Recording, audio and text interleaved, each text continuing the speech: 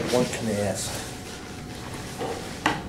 Probably one of the most important questions is, Pesach is all about, seems to be, about the Jews getting out of Egypt, the Exodus, as they say, But the real question is, what are they doing in Egypt, really? Yetzias Mitzrayim, of course, is critical and so on and so forth.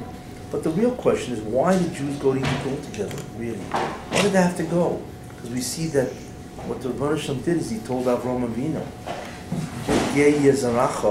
that your descendants will be Gerim, aliens, in a land that they don't know, and they'll be there 400 years. And then after that, they'll go out with a lot of riches. So the real question is, why did they have to go to Egypt for hundreds of years? And of course, we thank the Rebbe that he took us out of Egypt, obviously, and so on, But that's the real question, Look, the Mitzrayim was an incredible event for many, many reasons when we really think about that, It's where the Rebbe displayed who he was. He never does that. Rebbe is always very tzniustig, if I can use that term. Tznius. He's very modest in the sense that he's very concealed. God is a very concealed being, for obvious reasons. He doesn't want to reveal who he is, because then he would destroy your free will. There's no free will where you see the Rebbe in front of you, So the idea is that the Rebbe is in many ways a concealed being. Yet when it came to Egypt, the Rebbe just took off the cloak, as they say, just opened up the veil, and he blasted Egypt. He destroyed it, in a way which is just beyond belief. If the Rebbe wanted, he could have brought some plague. The Asian flu. It's not a big deal. The Asian flu hit Egypt like the Black Plague. Of 1340, 1350, wiped out 1/3 of Europe. I think half of Europe, actually, You have, 100 million people just died, just died, and that was the end of it. It's not a big deal for Russian to kill people, and then obviously, if everybody's dead, the Jews just walk out, because there's nobody to stop them. But the Russian didn't do that. The Russian went in and displayed who he was. And he just did it miraculously. He just destroyed Egypt and so on, And then, of course, Egypt followed, and then he just wiped them out. The concept of the Kriyas Samsov is, even at its most simplest level, the sea is split. The Jews walked through, and while even all the midrashim of the partitions and the fruit going from it, all that, it's just an incredible story. There's a story that defies natural phenomena. That's what it is. But what's so interesting about it is that it is a story where God just took off the robe and just came out fighting and just wiped them out. As a God, he fought them. God didn't fight them as an opponent. He fought them as a God. It's a whole different, and so on. So the question, of course, is, why? Why do it that way? And like I said, the fundamental question is, what are they doing in Egypt in the first place? Then of course you have the concept of what you have chometz, can't eat chometz, right? You have to eat matzah, you have moror. There's a lot of mitzvahs in Pesach. Also, what's the logic to the mitzvahs? So that also. And ultimately speaking, obviously Pesach is the fundamental holiday. It's more fundamental than any other holiday, really, when you think about that. Because it's where the Jews became a nation, and so on. So the real question is, what is Pesach really all about? Well, the truth is that they're a historical event. Pesach has an historical event, obviously. Jews in Egypt, they're slaves, and they finally get out of Egypt. So that's clearly what the historical event is. But like I say, what's the meaning behind the historical event itself? That is the question. In any case, in order to understand Pesach, you really have to understand what the creation is all about. And you have to go back to the beginning. Because what Pesach is the first and greatest attempt of the Jews to rectify creation. It's really what it was. The question is, what does it mean to rectify creation? What does that all mean? So in order to understand that, you have to have certain ground rules. You have to have a certain introduction as to what does it mean that to rectify creation, to bring creation to its intended purpose. So one has to really understand that. Then we could see where Pesach fits into that. Because, as I say, Pesach is the first, almost, and the greatest attempt of the Jews to bring creation to its intended purpose, and that would have ended it, which is interesting. Pesach was really the end, not the beginning. It's really what the end. We have to understand what that means. So, let's understand certain things. That what the Moshe did, obviously, is he created the world, and the purpose, ultimately speaking. So when he created it, what he did was he sent forth certain forces. We call them Oris, lights, energies. In Kabbalah, they call the spheres. There are 10 of them. And what he did is he created all things from those spheres, certain 10 fundamental forces, that he creates everything, matter, energy, and so on. This is all created from that. And what he did, what happens then is that these forces seem to degrade, although they really don't, and they seem to create other realities. They create 5 realities, 5 different times, or rather 5 different types of reality. That's what they create. And ultimately speaking, they create this reality, which is this world, or the physical universe, right, which is 13.7 billion light years, which is what they estimate it to be, and it creates this world, okay? And what is the difference really between those realities? The realities that have different, they're called, Kabbalistically, the highest one is called primordial man, which is Adam Kadmon. That is the future world, which we'll see. Then it creates 4 realities after that. One reality is called Atzilus. The other reality, the next one is called Bria, creation, Yitzira, which is formation, and Asiya, which is action. These are actually 4 different realities, besides the 5th. And the difference between the realities, which is what the spheres create, the difference between those realities is to what extent is the presence of the Rebbeinu Shalom revealed. That's the real difference between all the realities. Obviously, the lower you go, the more concealed he is. Until you get to this reality where he's basically completely concealed, except at certain times he revealed himself more, and in certain places. But basically he's concealed. If you go up in the realities, to the higher realities, he's much more revealed. The world above us is called Oli Mitzira, and he's revealed in that reality. Whoever's in that place, dimension, actually can feel or experience some aspect of the emotion that we have no comprehension about. And then we go up to the other realities and so on. Finally you get to the greatest reality here. Well, I'm not going to go into all that because the shit becomes very long. But finally you get into higher realities where God is not completely revealed, because that never happens, but which he's revealed much greater and so on. Now, what the Moshe did is he gave the Jews fundamentally, or the first one was the assignment. It's an assignment really. The assignment is to reverse the progression of realities, or I should say, to reverse the diminution of reality. Reverse it. In other words, you now live in a reality which is physical. You need to reverse that. You need to transform reality from a lower aspect to a higher aspect. That's the concept of tikkun, you see. So this is what the Moshe wants. And ultimately speaking, he wants, we now know it's the Jews, the job of the Jews is called as tikkun. Tikkun means to rectify, which means to improve reality. It's really what it is. But what's the improvement? The improvement is a greater gilui of the yichud of God. Is a greater revelation of the oneness of God. It's called Ha'oras Yichudai, the revelation that he is the ultimate source, cause of reality. What God wants the Jews is to actually change reality, which is interesting, you know.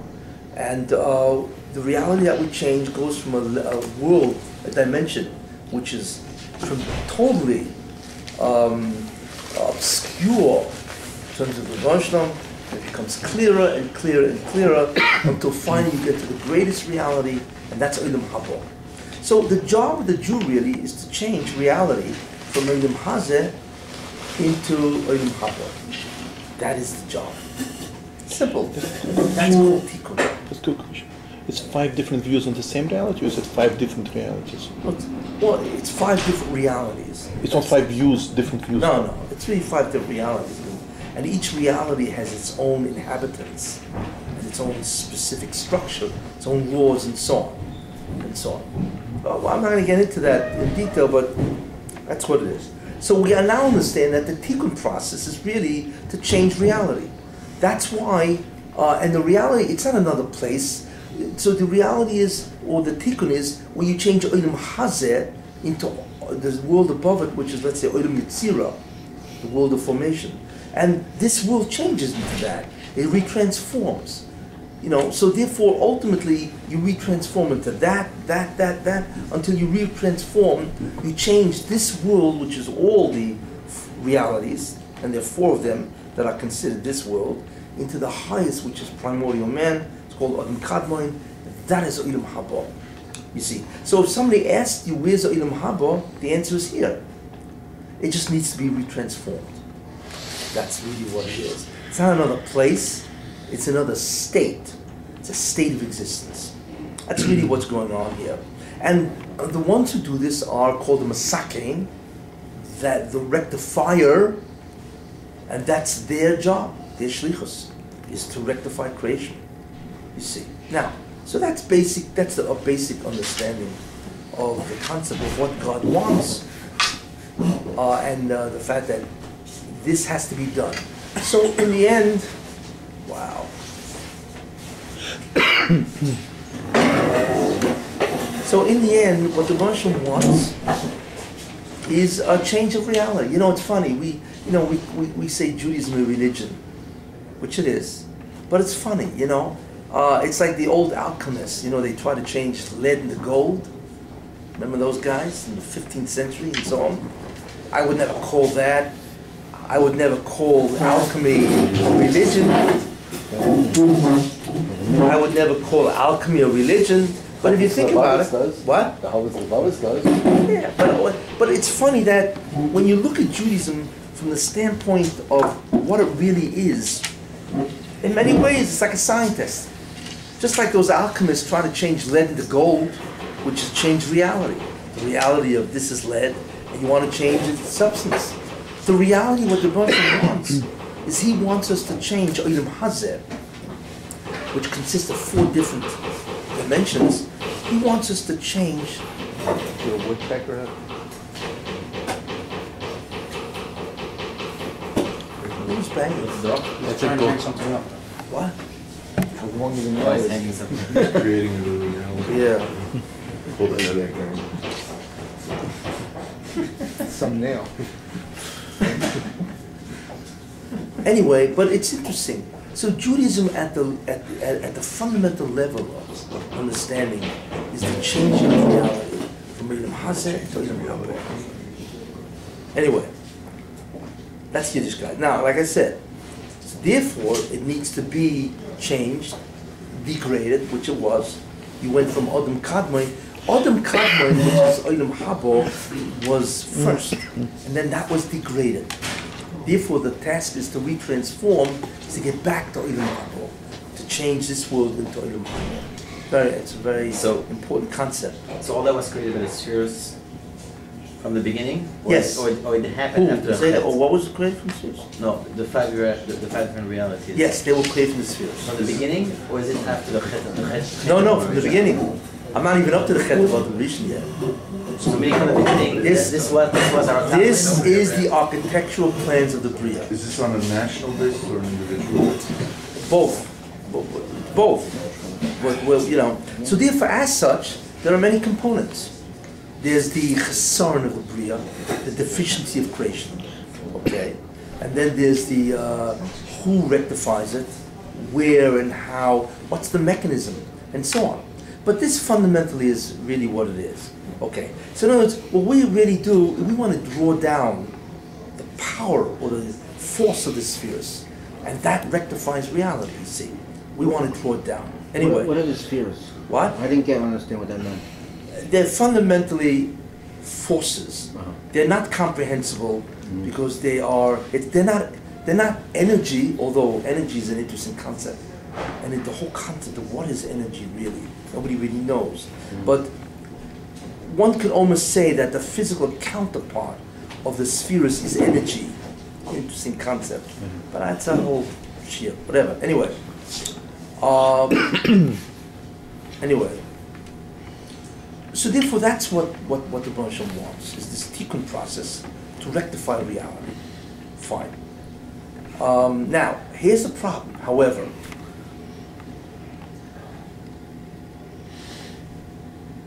So in order to do that, you need to do specific acts.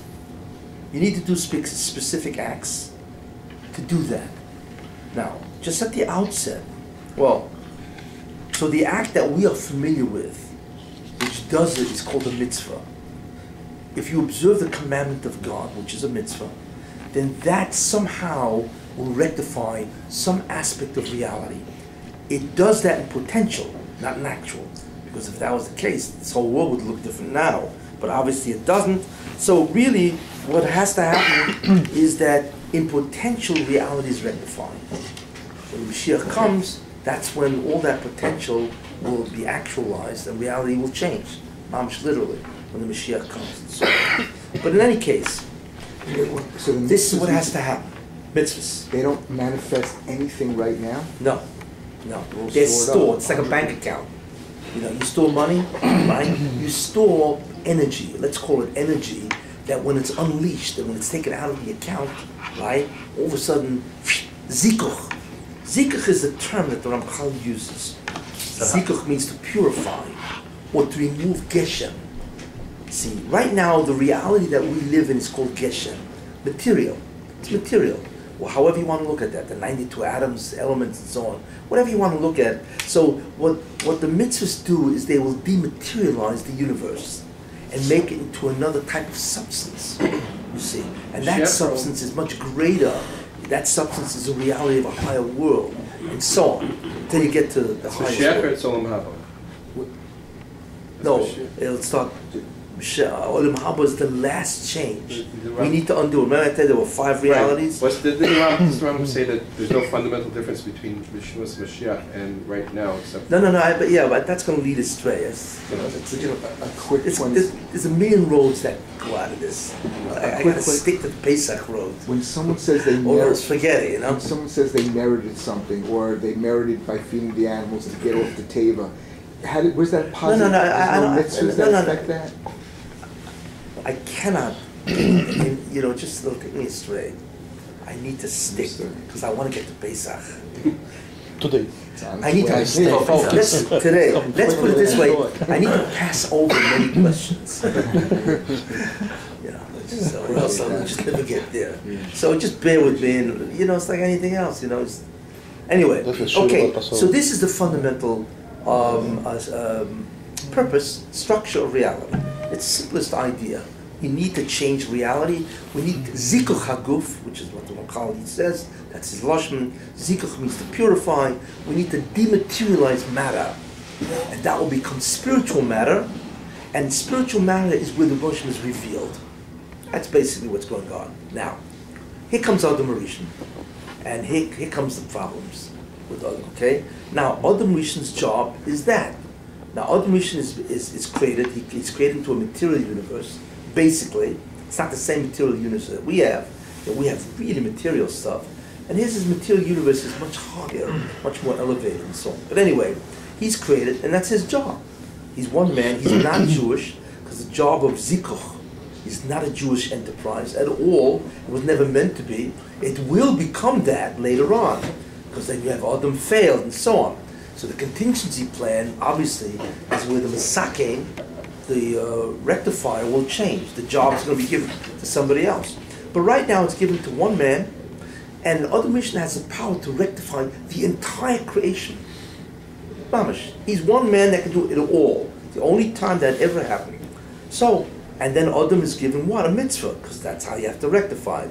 The mitzvahs, of course, don't eat from the tree. Adam, of course, eats from the tree, and that creates monumental problems.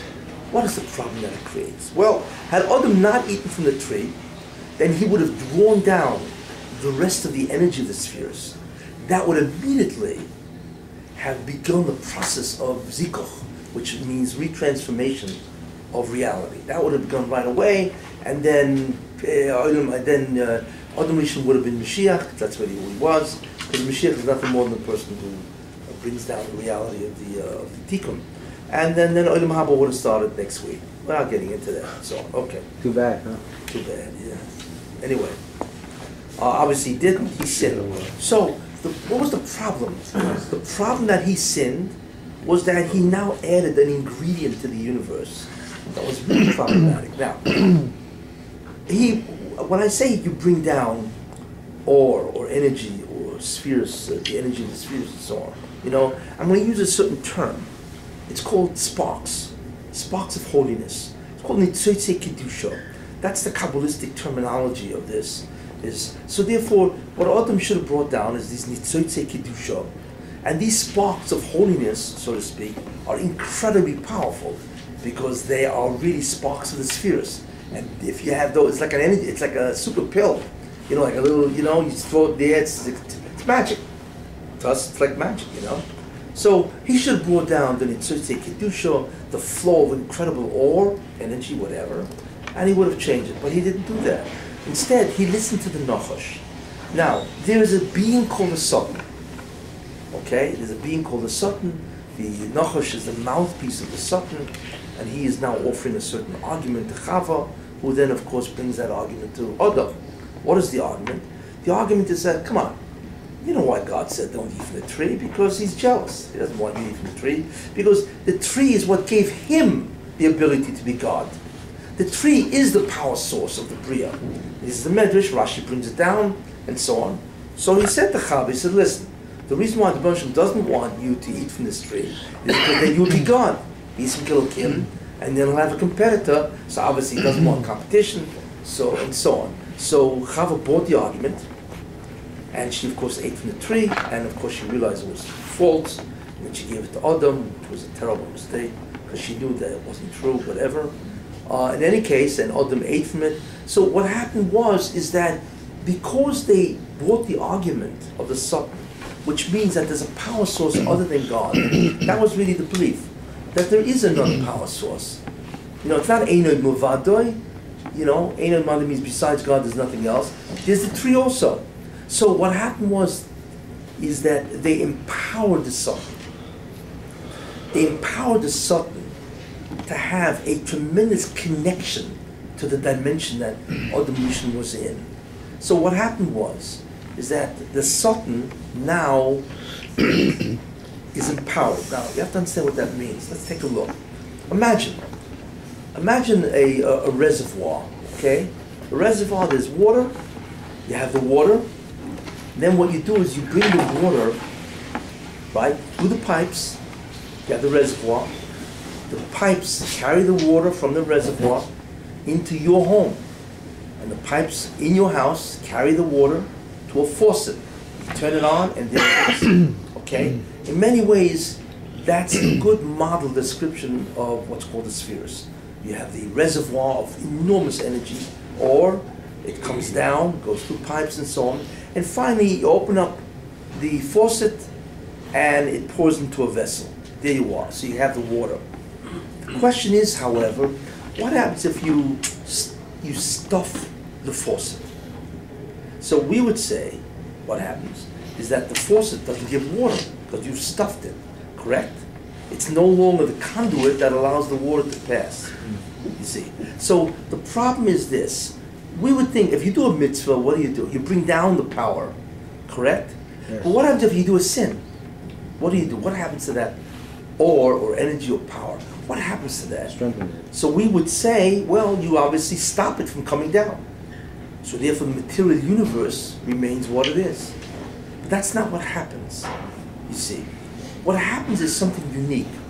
Is the energy of the spheres, so to speak, it's not that it remains up there. The energy of the spheres goes to the Satan. He controls now that energy. In other words, it's not that if we sin, nothing happens. No, if we sin, that power source that was available to us now goes to him. So not only is the world not rectified, there's no zikuch, something else happens. It's worse. What does it mean to be worse?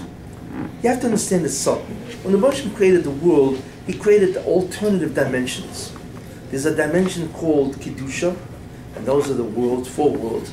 And then there's a dimension called the Sitra Achra. Sitra Achra simply means another side. There is a dimension that has its own sort of, the Sitra Achra is a dimension that has its own rules, so to speak.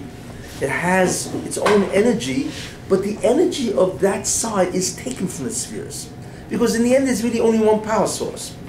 So therefore, what if that power source is able to go over to the other side, right? And then the Satan is energized, then he himself has an incredible mokum place, and he himself now has the ability to interact with the physical universe. So therefore, what happens is if a person sins as opposed to doing a mitzvah, what happens then is that it's sort of like the kedusha of the spheres is now in the hands of the Satan. So that's called that he's yoinek. He nourishes from that ore, and he now can project what's called a zoyama. A zoyama is a force, just like the spheres are, except it's the force of the Satan. It's not the force of the spheres, although it comes from that. It's the force of the Satan, where the Satan can project a force, a zoyama. So therefore, if a person does sin, then the energy of those spheres will be given over to the Satan. He will then immediately become empowered, and that empowerment now enables him to project an incredible force. It's like an octopus, where he can send one of his 8 feet out, and he can grab something with that. The zoyama, which is called the defilement, the pollution, or the filth, whatever you want to call it, right? That is the force of the Satan. Now, the problem is that when the Satan becomes empowered, then the zoyama, as a result of the chet of Adam, which is what is sin, he allowed the Satan to be unique from the Kedusha, and therefore that empowered the Satan with the Malach. And as a result of that, he was able to inject his zoyama into the physical universe. So the entire physical universe, all 13.7 billion light years, is now injected with zoyama, which is really the force of the Satan. Where do we see this? And where do we see this? So what's its manifestation? That is the question. What is the manifestation of the zoyama, the Satan, in creation? Well, what's important to understand is that zoyama is a death force. It is a force of destruction, decomposition, degeneration, whatever you want to call it. That's what it does. The Satan is a demolition expert. Whatever he touches is destroyed. It's the exact opposite of Torah. What is the definition of good? Is to enhance being. That's really what good means. When to do a good means to enhance a being. What is bad? To deprive, to negate a being of what it is, to negate that. So therefore, Kedusha enhances being. That's why it's the ultimate toiv. Zoyama demolishes being. Negative. So therefore, the Zoyama in the Bria has specific manifestations to it. And basically there are 2. One is there's a concept that, if you notice, all life dies. Death is the ultimate decomposition of life. What causes death? The Zoyama. In fact, what's always interesting is what's the manifestation of that spiritual force in the physical universe. And scientists have found it. Molecular biologists have found it. It's the telomeres. Every gene has telomeres, or rather the chromosomes have telomeres, which are certain types of appendages. Every time the gene or the chromosome divides, one telomere disappears. And when you get to the end where there are no telomeres left, it cannot divide anymore. And that's the end of it. So if they knew how to stop those telomeres from disappearing, theoretically you could live forever. The only way you could die is if by an accident. but the body can regenerate itself forever. And there's no reason why it can't. Right? Even now, the body can regenerate itself forever. The reason why it doesn't is because there's a built-in clock that does not allow a cell to divide more than 50 times, approximately. And that's a zoyama. So therefore, the zoyama is a death force that ultimately has manifestations physically, but it destroys life. But it's interesting, not only is the zoyama a death force, it's also a decomposing force of the physical universe. There's a law called second law of thermodynamics. It's called the law of entropy, which says that all energy systems dissipate unless you feed it new energy. It means everything always goes. You ever go into a hot room, you leave it go, don't give more heat, it becomes cold. All energy systems dissipate. That's also death of even inanimate objects and so on. So that's what zoyama is. Zoyama, everything that's negative in the Bria is a result of zoyama. In any case, but that happened because as a result of the Chet of Adam Rishon, the Satan now has the ability to connect his zoyama to the physical universe, and this is what begins. Now, once we understand this, what was that? This energy of sun is everlasting. Right? Energy of what? The energy of the sun is everlasting. The heat. What? It's everlasting. No, it's not. Not everlasting? No, that's what I'm going to. It wasn't proven enough. What was that proven? It wasn't. We wouldn't be able to prove that it's not. Would we? Sure, I'm going to show you. It's not. Don't worry. If the sun, I have a long way to go to the end of this year. Don't worry about it. At the end of this year, you'll be happy. If the sun is a umas, Lumas, yeah. so how is it that he has kaya to be kaya in this world, and when the person does the mitzvah, he doesn't have the kaya? I will explain, but you have to wait.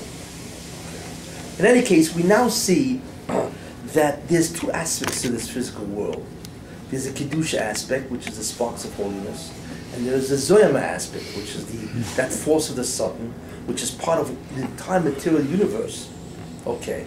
Now, the problem is automatically, as I said, if you remember, when you do a mitzvah, the zikuch occurs automatically, because that's what it does. Without going into why is it if you do a mitzvah, what is the operating principle of a mitzvah that makes zikuch happen? Put that aside, okay. But zikuch happens, so the problem is, well, why isn't it happening? Why is it after thousands of years of all the mitzvahs, no zikuch? And the answer is, because a mitzvah can mazakech geshem, but it cannot mazakech zoyama. That's the problem. Had Adam Rishon not done that, had he done the mitzvah, then immediately his entire universe would have changed, retransformed to a higher dimension. Because no obstacle, the only obstacle was the lack of the ore. Well, he would bring down more ore, change it. But when there was a foreign substance introduced into the universe, namely zoyama, you cannot mazakech zoyama. You can't retransform evil, you can get rid of it, but you cannot retransform it. So that's what stops the mitzvah. That's why mitzvahs cannot work. Zikuch happens, we just don't see it. No, it doesn't happen at all. But the thing is, so obviously, if zoyama is the obstacle which impedes the ability of the mitzvah to do the zikuch, then what must be the solution? True. Who? True. No. I thought you were No, mechanistically, what must be the answer?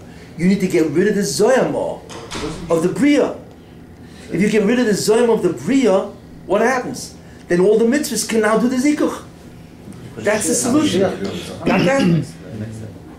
Got that? And mitzvahs What? don't get rid of zohama? Wait. So without getting rid of the zoyama, there cannot be any zikuch. If you get rid of the zoyama, then everything changes. Then automatically, the mitzvahs that you did, which are being stored, is automatically unleashed. And what happens? You change. Your whole body changes. The whole universe changes. So therefore, we now understand that there are two avodas here. There are two fundamental labors here. The first labor is to do what? Get rid of the zoyama, because that's the impediment. Once you get rid of the zoyama, right? Then what you need to do is what? Is to bring down the rest of the ore, olam haba. That's what it takes to make olam haba. So what Adam did is he introduced a much more complicated process. he introduced Zoyama, which cannot be purified. It has to be removed. That's what Adam Rishon did. Interesting. This is a mechanism.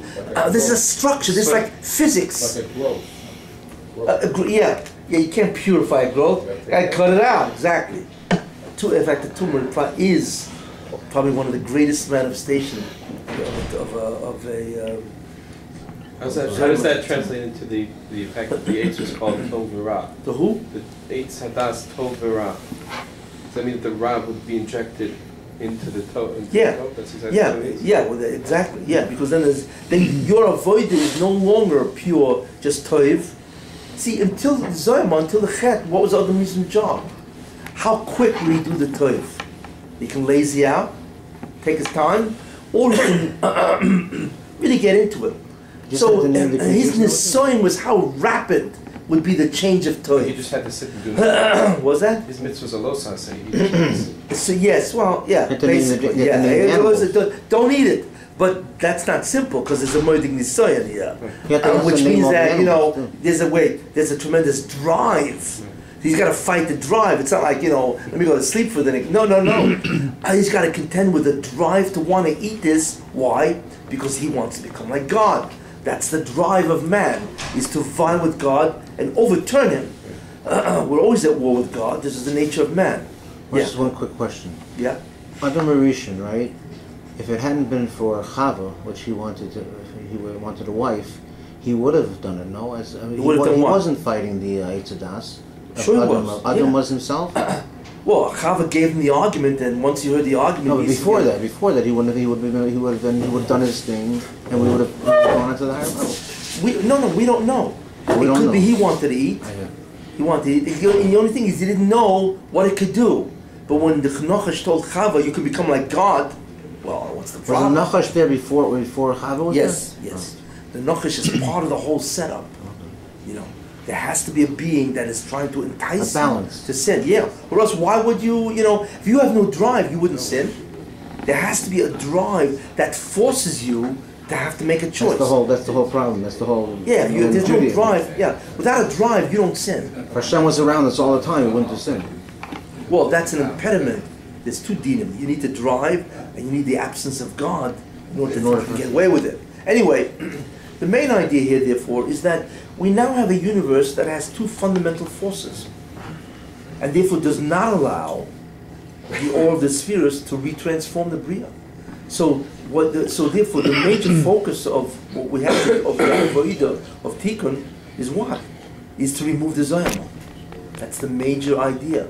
Once you remove the Zoyama, then you can bring down the Kedusha, which means the unleashing of all the mitzvahs, and this whole Bria changes. And which is what happens in Yemosha Mashiach, by the way, which we'll get to. Anyway, so the question is now what? What happens now? You see, now that we have two avodas, therefore. So the first avodah is called what? Kfir Surah, Tachas Kedusha. The avodah is, well, the question is how do you get rid of the Zoyama? So the answer to that is you need to stand up to the Satan and resist his Yetzer Hara. It's really what it is. In other words, every time you resist the Yetzer Hara, right, what happens is he has to give back some of the sparks. That's what happens. Some of his power. Some of his power, yeah. That's how you slowly starve the guy, you see. So every time you are tempted and you don't fall into the chet, right, then automatically you resist his temptation. He has to give back some of the sparks. That's the way it works. But what happens if a guy doesn't, he falls and he sins? So then the Satan is yearning more of the sparks. You see, it's a constant process. But we're the one who determines what the Satan does. If we do the chet, he gets food. If we resist him, he starves. It's in our hands, not in his. He's got to wait. He's hoping. What are we going to do? He's hoping that we're going to eat. We're going to do the chet, and therefore he can eat. And that's how he survives. But more than that, he becomes empowered. He can then give enormous power to the Umas Ha'olam, and so on, and they become his agents to try to destroy Klal Yisrael, or better yet, to get them to sin. So we're talking with a being that we literally vie. And the interesting thing about it is we now realize that we are in combat with the Satan. This is no longer buddy-buddy. This is combat. In fact, what it really is a seesaw. When we are high, it means we have the sparks. He doesn't have the sparks. He's low, right? When we sin, he's got the sparks, and we don't have it. You see, so really, it's called a reciprocal relationship or an inverse relationship. Our relationship with the Satan is inverse. We can never be equal. Either we're up and he's down, or down he's up. You see. In fact, where do you see this? Where do you see this interesting inverse relationship? Yaakov and Esau. Exactly. That's why. Why is this inverse relationship? Because who's the Malach of Esau? The Satan, right? Yaakov fought with the Satan because that was the Malach of Esau, right? He's sitting in Shel Esau as the Satan. So therefore, the exact same relationship that we have with who? With the Satan, we have with Esau. And that's why one will always be more powerful than the other. Either Yaakov is high and Esau is low, or Esau is high and Yaakov is low. They can never be equal. In fact, the relationship is inverse and combat. That's what it is. But the ones who determine the direction of the sparks is us. We don't really.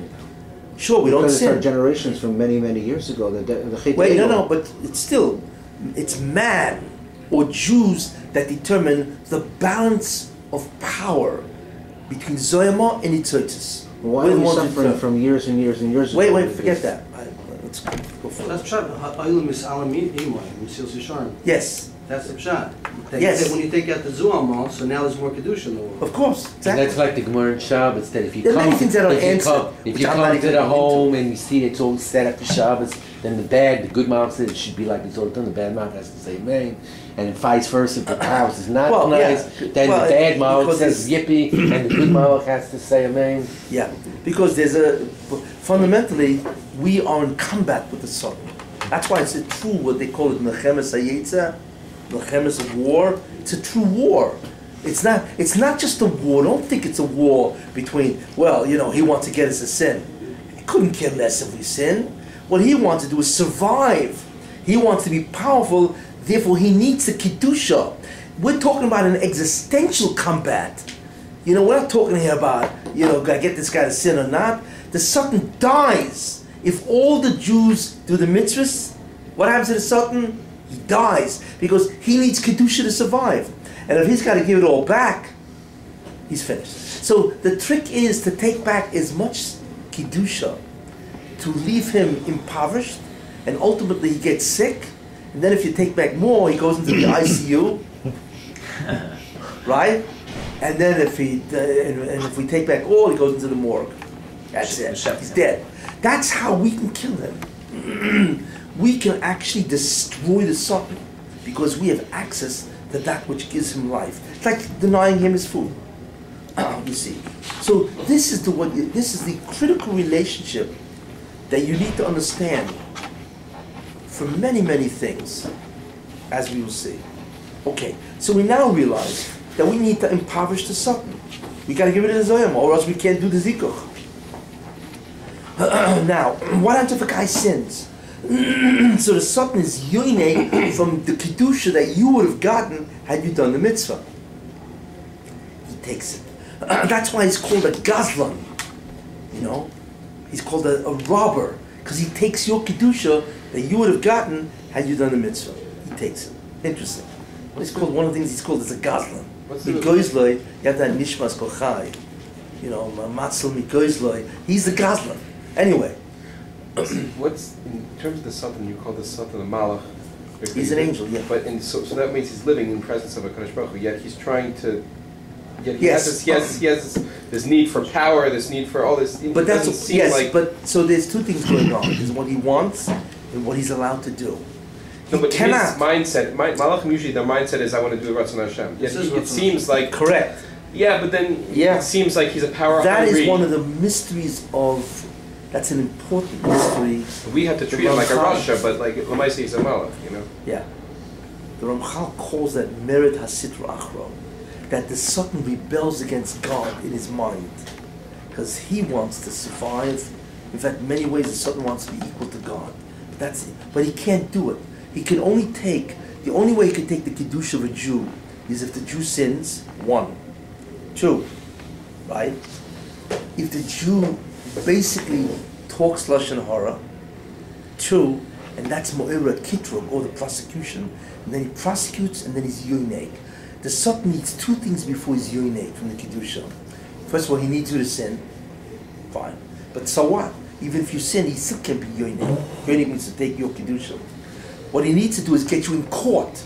But he can't get you in court unless you do that which is the most thing which brings most people into court, and that's Lashon Hara. Mida keneged Mida.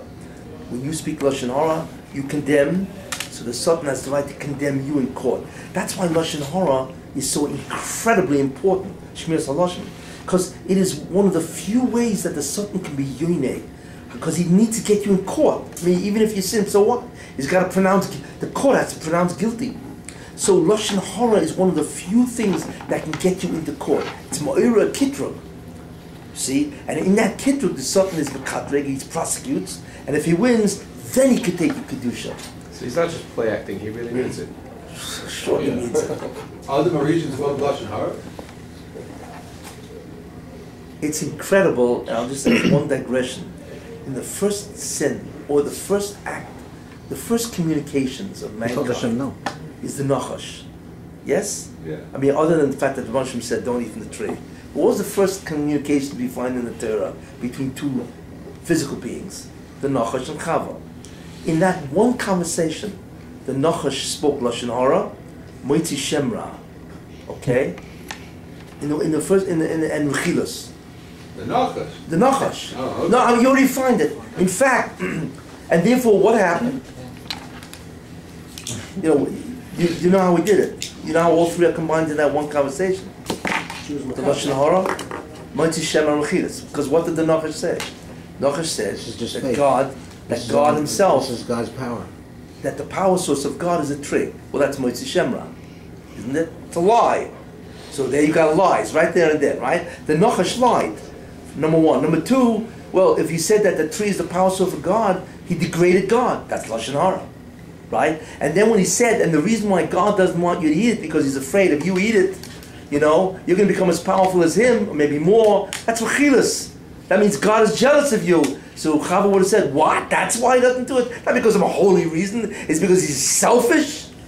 That's Mechilus. So she was Makabel. And Adam was Makabel, and then she was Makabel it. Exactly. So the Satan was Mesaper, Lashon Hara, Moitzi Shemra, and Mechilus. She was Makabel all 3, and then she told her, and then she was Mesaper to Adam, and he was Makabel the whole thing. So the first sin had the entire Lashon Hara in it. Which is astounding, isn't it? And that's why, without getting all totally, the Adam Rishon was born mole. He was born circumcised. There was no Ola. There was things in Ola then, right? Because you didn't need the Ola, because there was no Zoyama. Because the Ola really is in place of the Zoyama. When Adam sinned, he introduced the Zoyama. So that was the Ola, was Machasa, that place, because we're not getting into what the spheres represent that. So if you look at the word Ola, right? Ola is the word what? How do you spell Ola? Ayin Reish, Lamed Hey, right? That's Lamed is Loshen, and the rest of the 3 letters is Hora. Loshen Hora. Ola is the oasis of Loshen Hora. There's Ola, Lamed, then Hey Reish Ayin, Hora. Loshen Hora. So the Ola principally grows because of Loshen Hora. Anyway, move on. What was that? Yeah, how to get that in, right? So there we are. We're now in a universe that has Zayama, that has the Satan, the Netzoitzis, Adam failed, and so on. And we have 2 avoiders now. One avoidus is to get rid of the Zayama. And the second avoidus is to bring down the Kedusha. Therefore, the avoid of Tikkun now has 2 different things going on. Very important concept.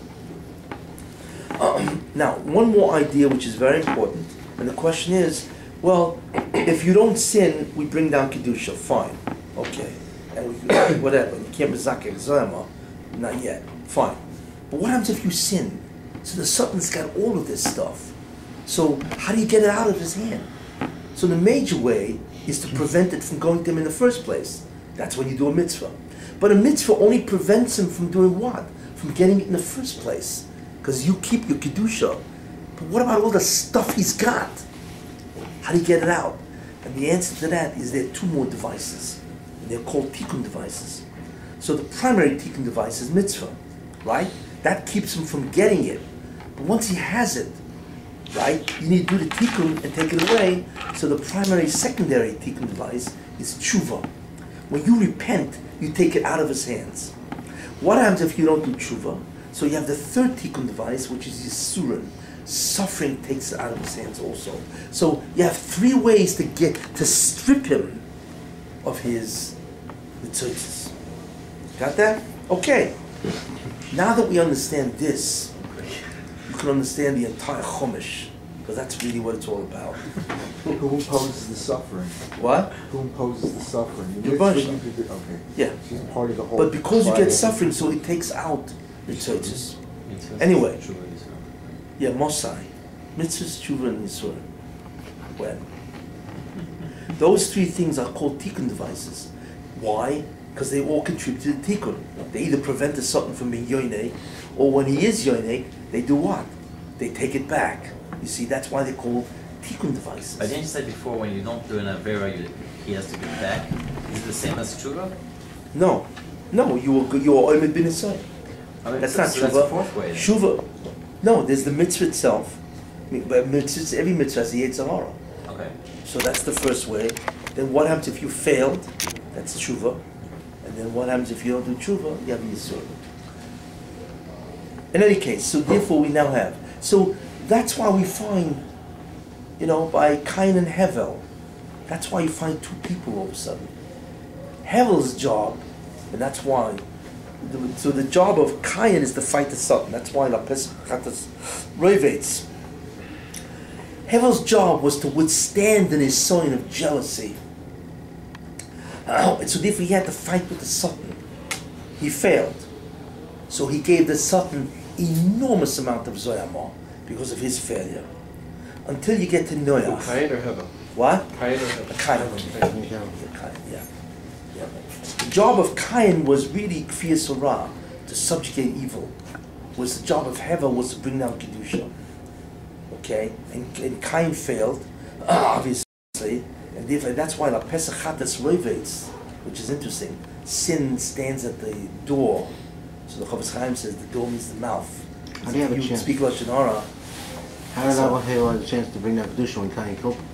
No, before. That was the Oh. job. That was what it should have happened. It didn't. So. But in any case, well, there's more to speak, but I gotta jump because anyway, we're gonna be until Pesach. Anyway, and then you finally get to what the others. In any case, what happened is by the time Noach rolled around, the Zoyam of the Bria was beyond belief. So therefore, the Banshim said, "There's so much Zoyam here, they can't even get rid of it. So I got to destroy the world." It's not just because everybody was sinning. Remember, until you get to Avraham Avinu, everybody could do the tikkun. Remember what the tikkun is: that your acts govern the descent of the or it gives the Satan nitzitzis. That's what a masaken is. Somebody can rectify creation, can rectify or destroy it. So by Noach, the generation of Noach, they all were masakenim. No one is a Jew. So everybody could do the tikkun. So therefore, what they did by sinning so much is that the zoyma was saturated.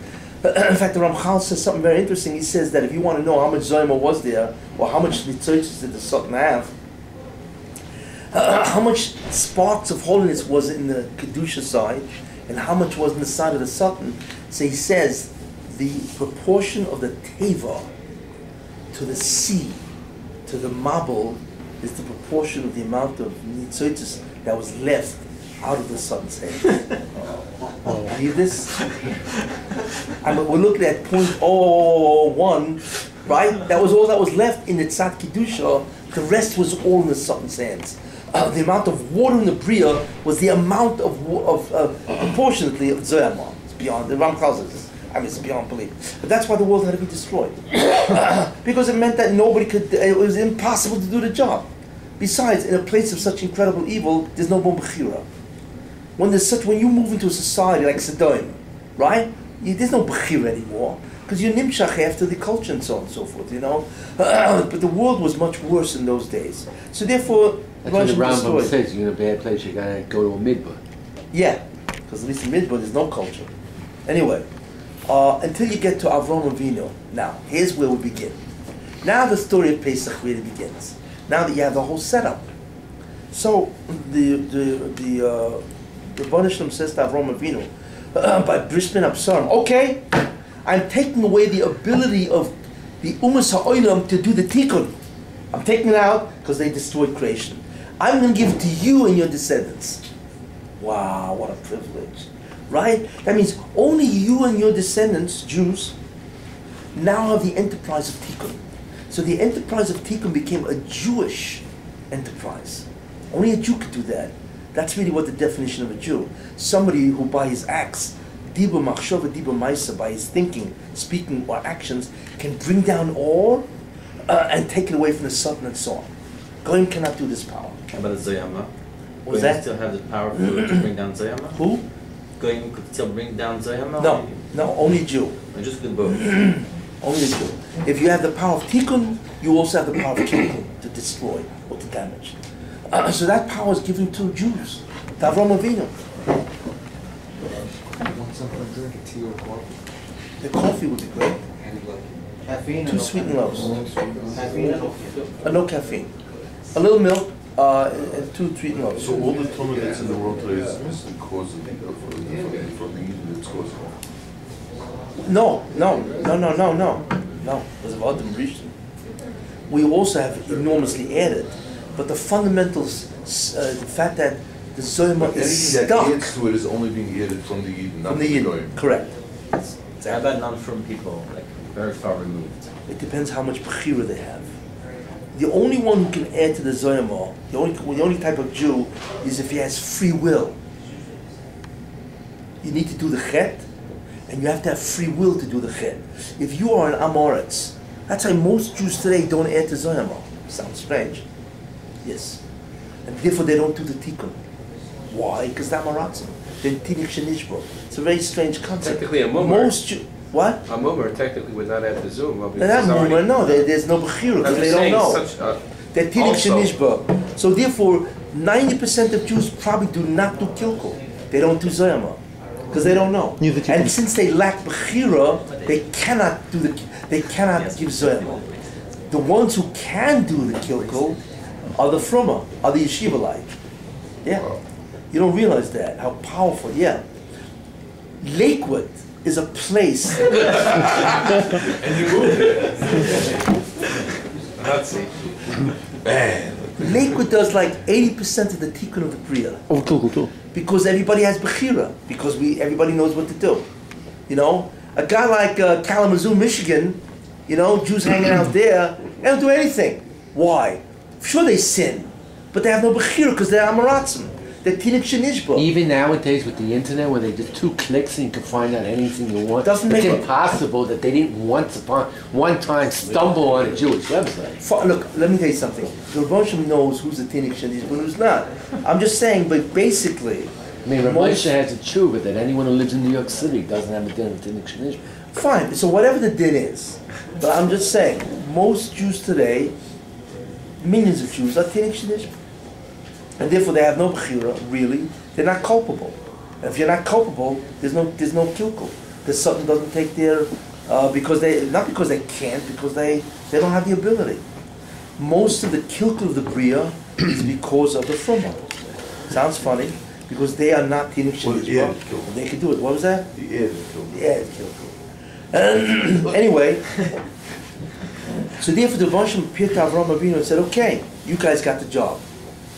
Now, before Avram Avinu could say, phenomenal, the Vashim says, wait, there's one caveat here, there's one condition here. When I say you got the job, it doesn't mean that you bring down the Kedusha only. It means you got to get rid of the Zoyama, right? Because that's part of the Tikkun. But here's the problem. What about the 2,000 years of Zoyama that has been brought down by all the Goyim who were able to masakin? Thank you. Well, you hear the vote? you mean since the Teva? Yeah, since Adam Rishon. We get the teva. That means the Moshe said to Avraham Avinu, you people have to remove the zoyama of 2,000 years, because that's part of the tikkun. That's a lot. Oh, it's a lot, yeah. Especially when you think about the marble represented all that Say the zoyama. bracha out loud so we can all partake in it.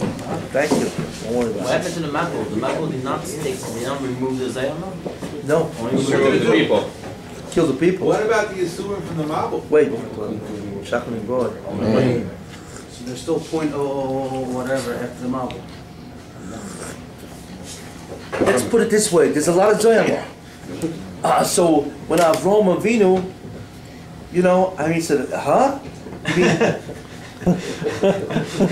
I mean, it's nice to bring down the kedusha, but I gotta get rid of the filth. It's like, it's like you have this magnificent house, right? And then you tell a guy, you can move in there. It's a magnificent 400-room mansion. That looks, it's like you ever go to Dubai? It's unbelievable that some of those places look like, right? So you figure it's unbelievable, right? Then all of a sudden you walk in and the place is filthy, you can't believe it. So your job is to get rid of the filth and then to decorate it, and then it's your mansion. So that's what they told Avraham. That's what he told Avraham. But he couldn't do true for those people, right? For 2,000 years. No. It's that option was no longer available. So none of Only them saved Surim? mankind. Only Surim now? But Adam didn't take down. So the didn't mystery accomplish is what's it called? He just saved it. what is going to remove the zoyama of 2,000 years? We have mitzvahs, tshuva in the Surim. So now Surim only left. There's nothing else. So what's there? What's another tikkun device? Torah? If you look at the world and that the tshuva movement, Baal tshuva is increasing, but you look at the evil in the world, how much impact does overcoming the Beira have? Can we make a dent at this point? Anyway, so here's Avraham Avinu. So Avraham Avinu says, so Bonshim says, how are you going to remove all this zoyama? Terach. It starts with Terach, no? Oh, it has to be. But anyway.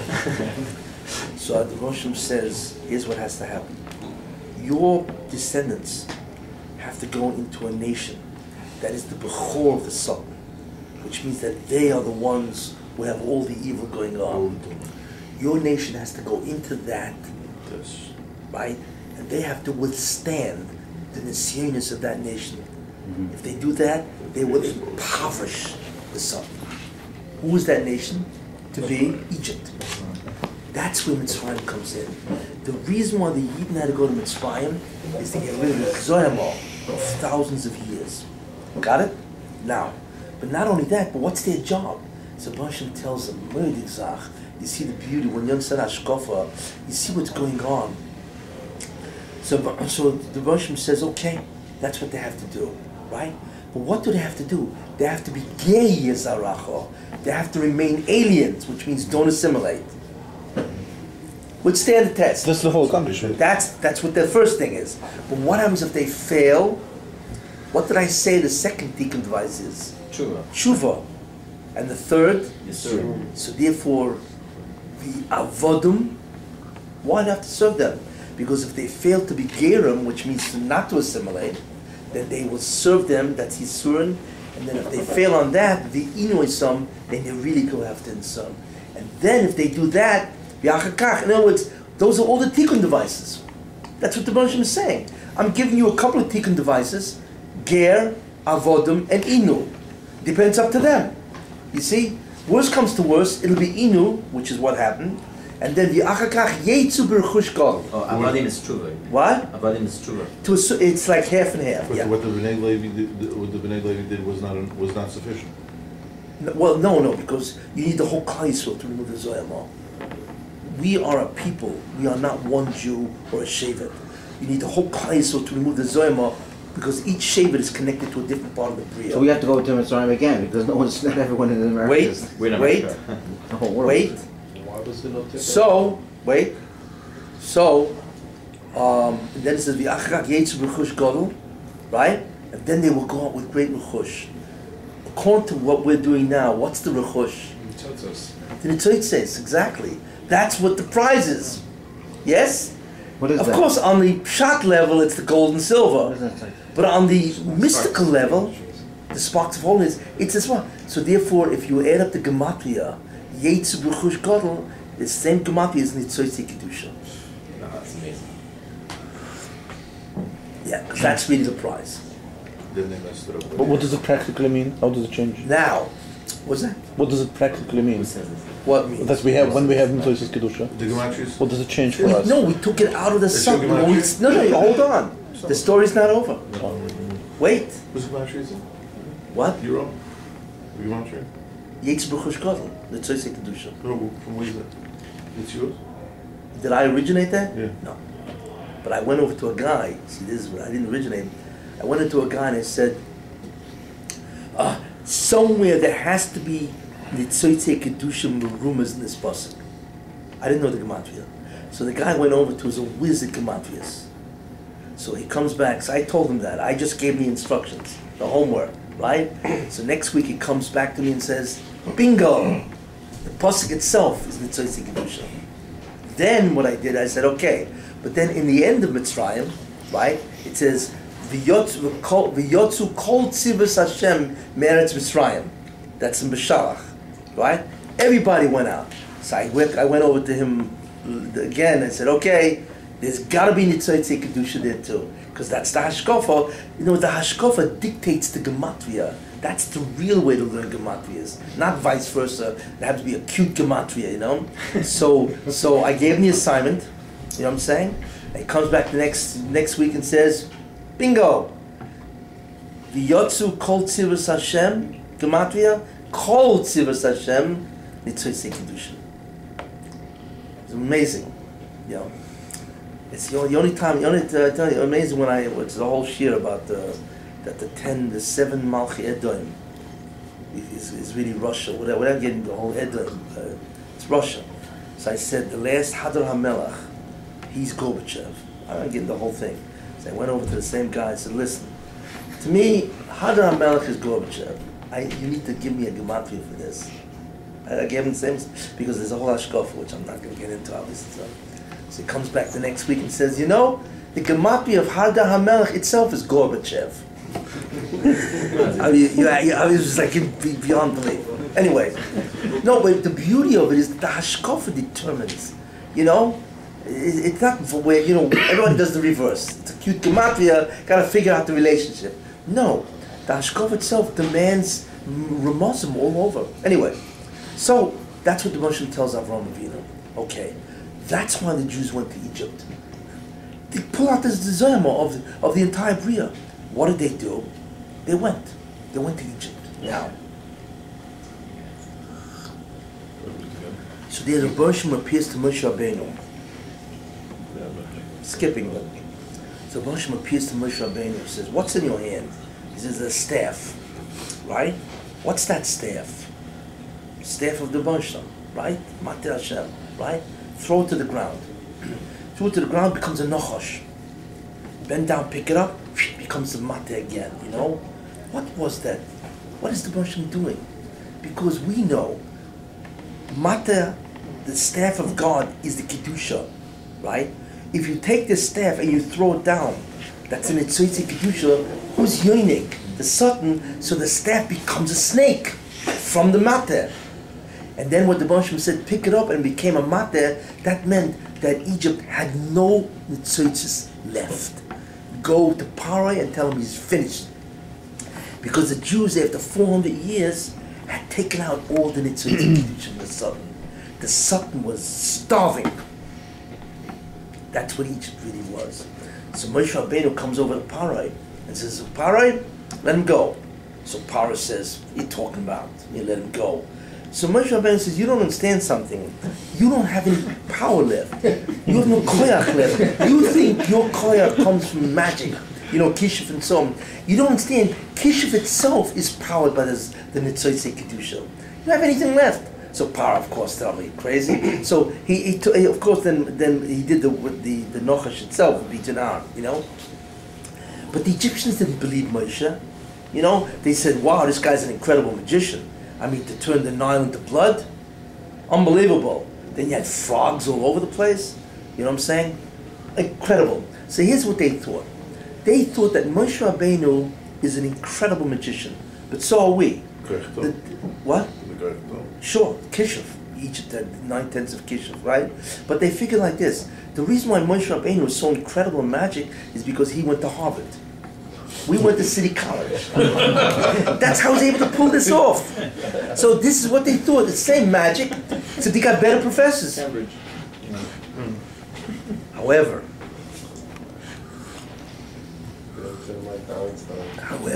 they woke up when? The third Makkah. Because the rule is that anything less than the size of a barley grain, right? You cannot, magic can have no shlita over. But which is interesting, because you need a mace also needs the size of a barley to be matame. That's the connection with Krishna and Tumah, and so on, whatever. So when Moshe Rabbeinu did kingdom, lice is less than the size of a barley grain, isn't it? So the magician said, this is crazy. According to the laws of magic, this cannot be. How did he pull it off? So they realized that the magic of Moshe has nothing to do with Kishuv. It's from God. It's the Nitzotze Kedusha. That's why they were astounded. And that's why they said, Etzba Elokim Hi. It's the finger of God. It's not magic from where we understand, because even our magic comes from God. And how many fingers do we have? 10. Why do we have 10 fingers? 10 spheres. 10 spheres. Because God interacts with the Bria with 10 spheres, and we are a model of the Bria. That's why we have 10 fingers. Okay? And so on. So when they said it's the finger of God, they were really saying it's one of the koiches of the 10. That's where magic comes from. So they knew they were finished. That's why they went to Paro and said it's over with. Because he's tapping into something that we have no concept of. You know what I'm saying? Magic has nothing to do with of course it looks like it's the Zoyamon, Kishuv, but that's not really. And so they were finished. They so knew what this? Was, who? His counselors knew that they were done? Yeah. Well, they came back to Paro and said, so he just didn't listen. He didn't listen. So they could have survived, but because Correct. of him... They... Now what happens? Now you begin to understand what happened. What happened? The Jews removed what? What's the tachlis of the Jews? Really? Look at the stages. The tachlis first is to take out all the sparks. What happens then is that the Zoyama collapses, or the Zoyama is externalized out of the universe. That's what happens. And then the Zoyama collapses, because it has no, it's like a field. You know, you take away the electric field, the field collapses. So what the Jews were doing slowly was taking what? The nitzotzes out. But where did they put the nitzotzes?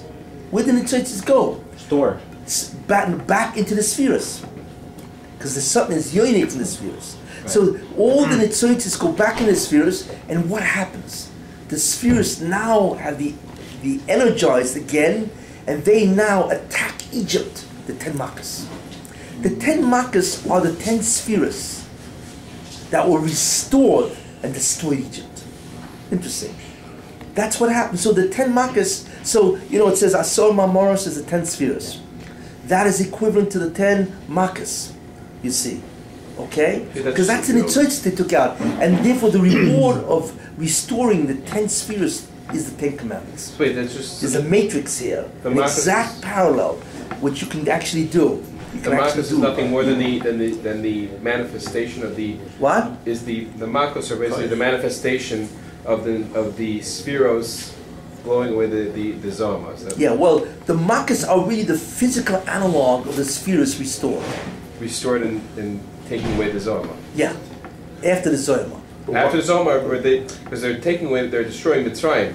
No, so because they've been energized. But I'm saying it's the physical manifestation. Meanwhile, the Zoyama is rapidly being extracted from the physical universe. Right, so I'm saying that's that process. If the spheres are being re-energized, what do I care about the Mitzrayim anymore?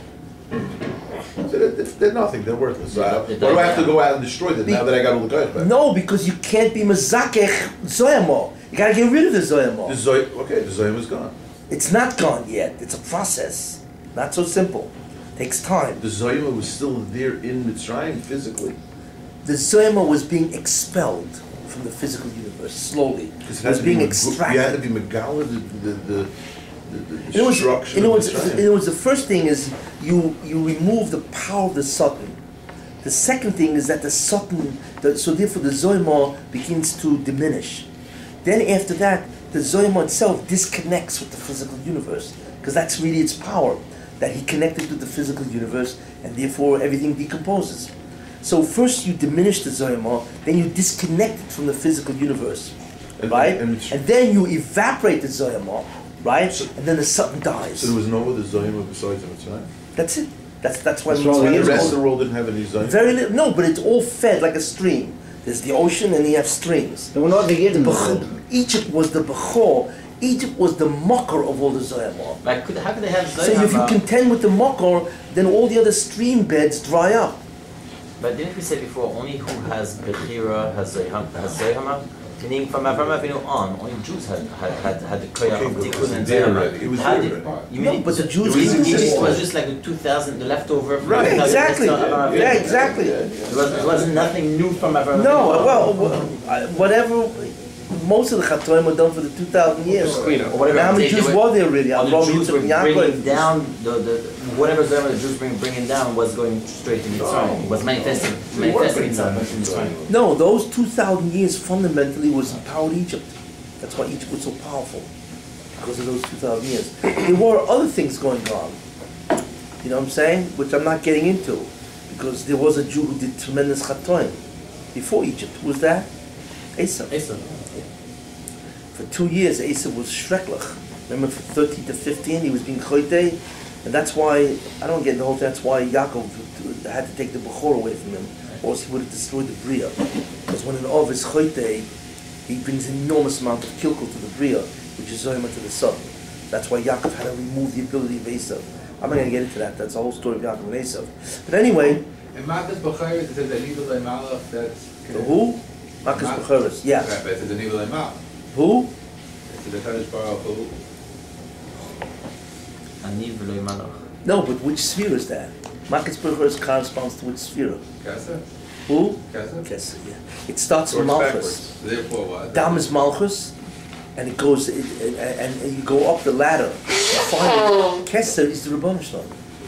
Kesser is the Rebbeinu. That's why it's Ne'elam. That's why Kesser is not seen. Kesser is the connection between the Rebbeinu Shalom and the spheres. That's why, sure, that's the greatest of all the spheres. And that is the direct power of, you know, where the Rebbeinu does it himself, in that sense, you know. But anyway, if you didn't suffer enough to inherit that, if you didn't suffer enough as one of the processes, how come only 1/5 were able to leave? Again, so therefore, first I'm giving you the outline structure of what's happening. So fundamentally what is happening is finally the Zoyama was dealt with by Egypt, finally, the 2,000 years of Chatoim and so on, right? It's now being diminished, and the ore is going back into the spheres, which is the ore, and that manifests itself now as the Esamakas, which destroys Egypt. That's Midah Keneged Midah. So the spheres themselves, the physical representation of the spheres, Dam Tzvadeh, without getting into all that. The 10 spheres was related to the 10 Makas. The 10 Makas is the physical analog of the spheres.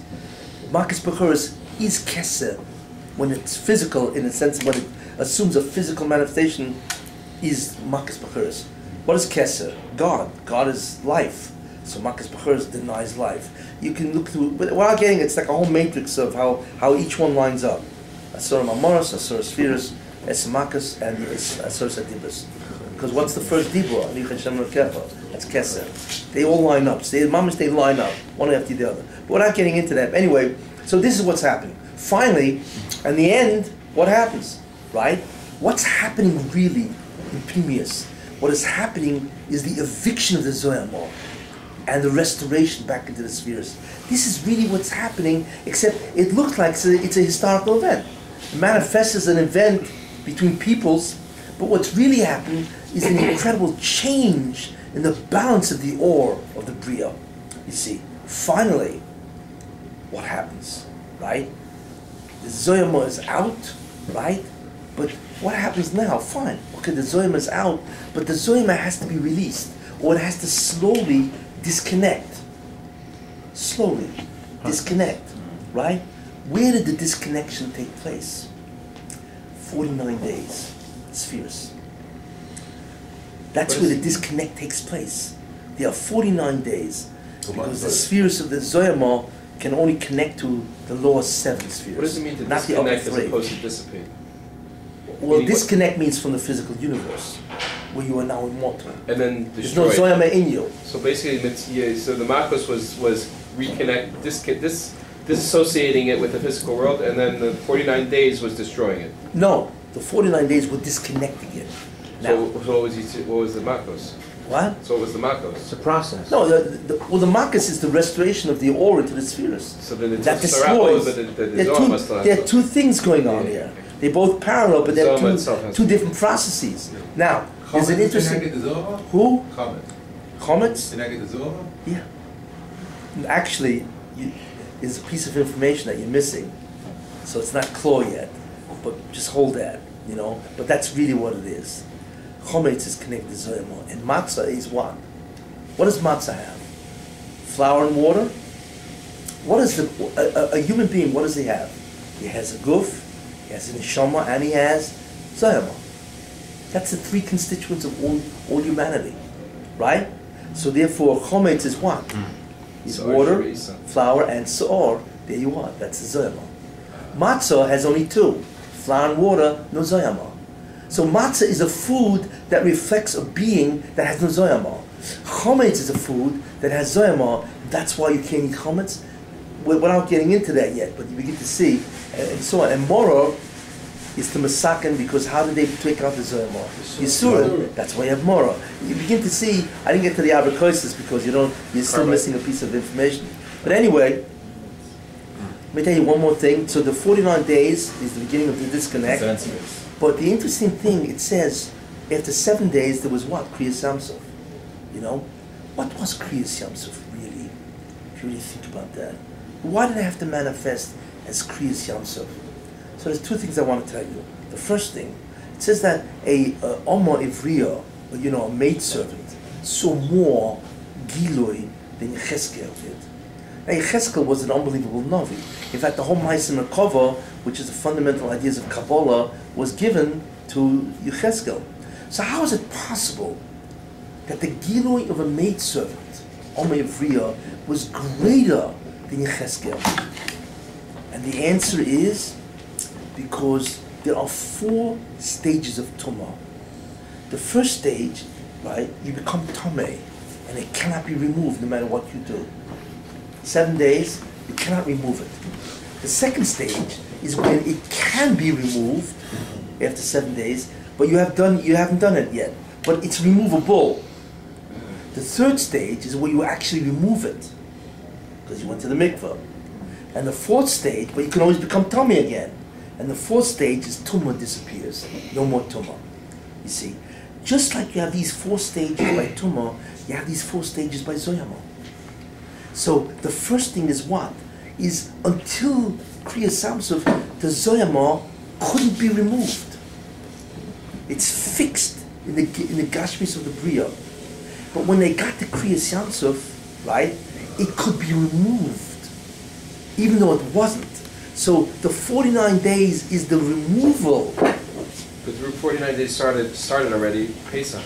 Well, it started when they walked out. So by the time the 7th day arrived, which is Kriya Samsuf, 7 or the first 7 different spheres, or actually it was once, because each sphere has 10 spheres, whatever. But 7 spheres, subspheres they're called, had been removed. Therefore, if you take the Zoyama merely to disconnect Zoyama, even if it's only from one sphere, that will give you greater Giluyim than any Novi who ever lived. Why? Because Nevuah is totally in Zoyama. The reason why we're not Nevi'im is not because we don't know Nevuah, you see, because we're filled with Zoyama. But if you take a Jew and remove the Zoyama, or even if you don't remove the Zoyama, you just allow it to be removed, then that person has a Giloi greater than anything ever known. So it's not because the Omer of Vriya was so special. Who? Like the Bolshevik tradition, the Rizal, that's how they were. No, they have they have Zoyama. We all have Zoyama. But that was the only time in history that the Zoyama was actually able to be removed and was being removed. So therefore anybody could have a Giloi or a Hasaga of the Bolshevik that's infinitely greater than any Novi who ever lived because of what was happening. Got it? That's a very important idea. Was the Gilui of Maimonides even big? That's because there was no more Zoyama. So I'm saying they got bigger and bigger. Yeah, of course, it got bigger and bigger, exactly. By the time you got to Har Sinai, the Zoyama had been completely evicted. That's why they were not normal. Those people had no Zoyama. Nifsek Zoyama Shemachit. The Gemara says that in Shabbos. They were not human the way we are. It's still broken. Who? It's still broken. Yeah, but they had no Zoyama in them. And then you have to go, then there's the Zoyama return, without getting into the whole thing. But essentially what happened is that the Omer of Ria was able to see, because it was able to be removed slowly after 49 days. It was out of the goof. And so on, which means that... The actual Kriyas Yamsuf came from a Tikkun Zoyama, or it came from something else? It was part of it. No, it was part of it. So which, you said the Esser Marcus against the Esser Spheres. So It was to get the focus back on this. The what? I'm saying the Esser Marcus were against the Esser Spheres. So Kriyas That's about Yamsuf- manifestations of the Right, spheres. so Kriyas Yamsuf comes from... Oh, so the question is, what is Kriyas Yamsuf a manifestation of? Who can guess? Then you'll understand why Kriyas Yamsuf. Who can guess what what Kriyas Yamsuf represents? Just like the Esser Marcus are what? A manifestation of the spheres now turning against the Egyptians. Yes? So we understand that. But besides the Esser Marcus, there was one more marker, Kriyas Yamsuf. I mean, wiped out Egypt, right? What was that connected? This connection to the first sphere, the seven days. No. Who can guess? What is beyond Kesser? What the separation of the mind unit by separations? No. Do you remember what was the worst period in history in terms of Zoyama, saturation? Noach. Noach. Yes? What destroyed the world? Water. That water should have been the Orishan. They should have done the tikkun. After 10 generations, they should have done the tikkun of 10 generations and brought all the koichas of the spheres, right? And therefore, what would have been revealed? The messianic light, right? But instead, what did they do? They sinned, so they gave there was all Zoyama. So therefore, water now became the physical analog of what? Of the Zoyama itself. It destroyed them. So therefore, the water really was the physical analog of all the tumah that these guys did, instead of the Orishan, and it destroyed the world. Now, but that was by Noach. What did the Jews do? It's exactly opposite now. Exact opposite. The Jews took out the Zoyama. So therefore, the Kriyas Yamsuf is the splitting of the waters of Noach. 2,000 years are undone, basically. Yeah, exactly. That's what it indicated. That was the sign. The Kriyas Yamsuf is the reversal of the marble. It's a reverse marble, is it not? That's what happened, because in other words, instead of being engulfed by the waters, they went right through it. It split. And that was the simon of the end of the Zoyama. And only by Klai. What? And only Klai. Only Klai, yeah. That's why so all the waters that's why Moshe Rabbeinu, the Ari says, is a Gilgul of Noach. Because he had to undo the fact that he didn't do anything for 120 years. You see? But that's what the Kriyas Yamsuf really is. He lived 120 It's an years. undoing of the marble. And that's why it says, it says in Oz Yoshia, it says, Tahoimos Yachas Yumu. How many is Tahoimos? Plural. Tahoim is singular. Tahoimos is plural. What's the Tahoimos here? Is the marble of Noach and the undoing of the marble by Oz Yoshia. But that's really what it is. So it's amazing. The spheres were restored and the marble was undone. And the Jews walked right through, and so on. And so on. And that's why, Moshe Rabbeinu, what's the name of Moshe Rabbeinu that stuck? Moshe. What's the origin of the word Moshe? Min hamayim mishi siu. Right? Which is what Noach didn't do. Moshe Rabbeinu did. He took the Jews out of the water, which is a Zoyama. That's why he's called Moshe. Because his major tafkid was to undo the Zohar law. So what are we doing here? What we're doing here is the Chet of the Egel. Now, so here's what the Baruch Shem did. So the Chet of the Egel, without getting into all that, restored the Zohar law.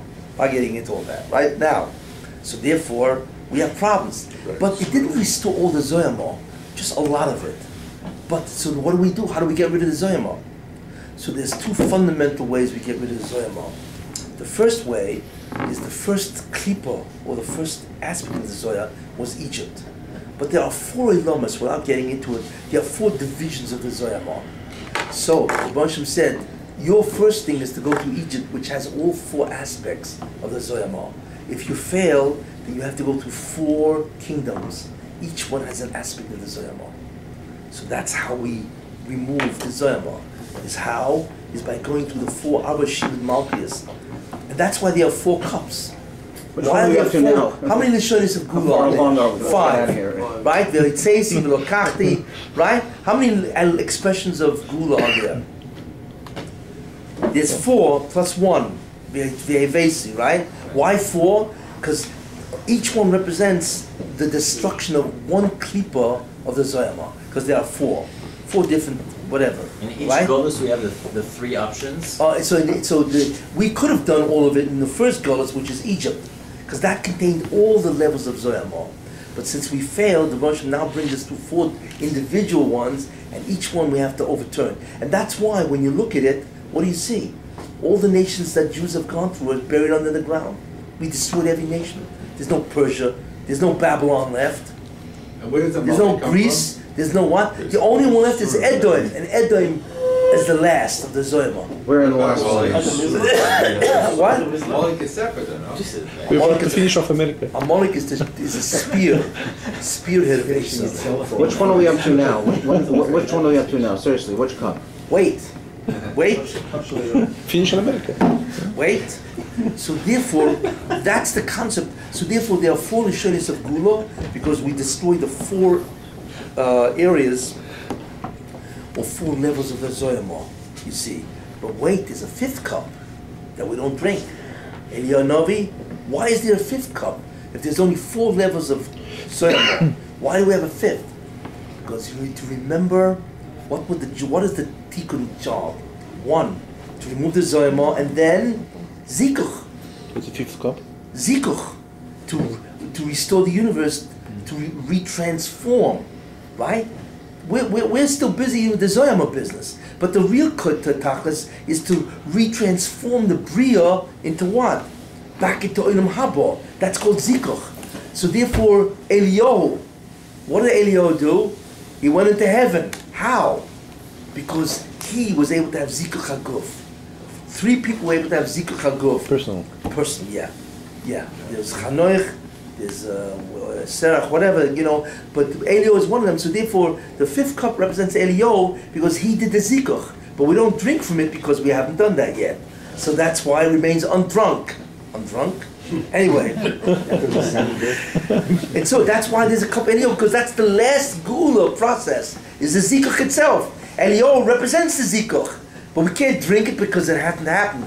So the question is, how do we do that? Then what do we do? So the answer to that is, by observing the halachas of Pesach, we continue the Zikuch, the Zohar process. So therefore, you don't eat matzah. You eat matzah because that represents no Zohar.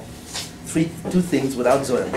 You don't eat chametz, which has the seor, the leaven, because you can't do that. And then all the mitzvahs are, you can't, and so on. You cannot look at chametz by motzei. Zohar can't be found. All the mitzvahs are really the continuation of the removal of the Zohar. And in the end, if you think about it, and I will close with this, how many stages are there in the Pesach Seder? 15. Oh, let's go through them. Because those 15 words is the entire shir that I just said now. What's the first? Kadesh. First, what? I'm sorry, I was ahead of you. Yeah. Kadesh, right? That represents, first there was HaKadosh Baruch Hu, the Holy One. What's next? Urchatz. So the Baruch Shem did tzimtzum, and he washed his hands, he separated himself from the Bria, that tzimtzum, and therefore he created a tremendous hester. That's the transformation into the lower world, and you have to retransform it back into a place that God is there. So Rochza represents his removal of himself from the Bria. He's setting it up. What's next? Yachatz. Karpas. So therefore, Karpas represents Klal Yisrael, the Masakin, Samach Porach, 60, right? 600,000 Jews were in Egypt that did the Avodah. So those are the Masakin, right? They have to do the Tikkun, which is to undo the concept of Rochza, Tzimtzum. They have to bring back God.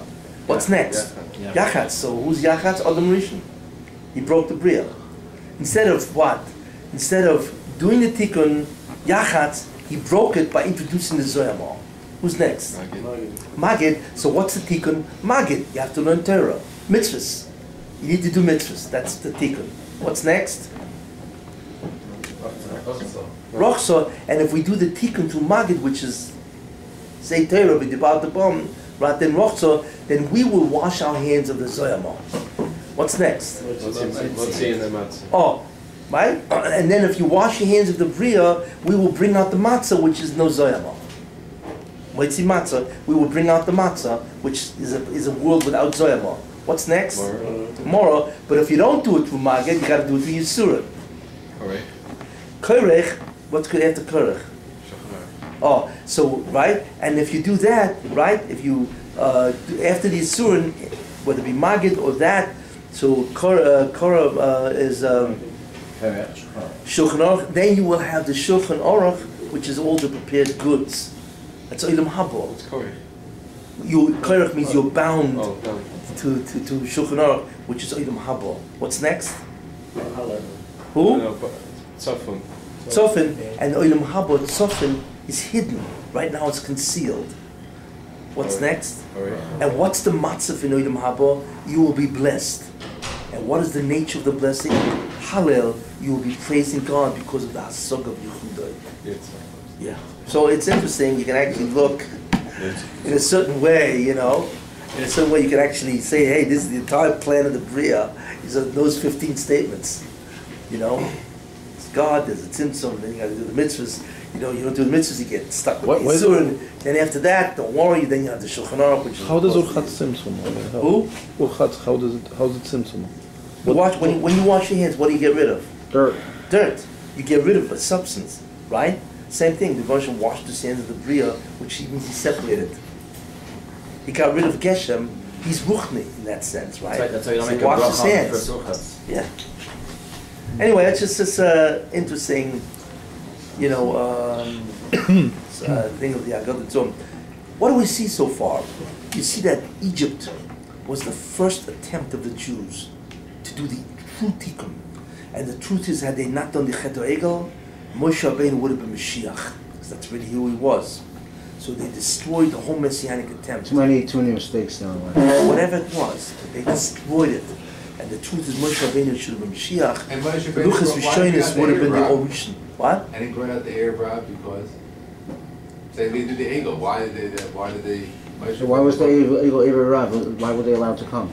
Why did he bring the Erev Rav? No, why did Moshe Rabbeinu allow them to come? Bring the Erev Rav? Well, that's part of the tikkun. They to do the tikkun. So where did the Erev Rav come? Well, who was the Erev Rav in those days, really? That's real.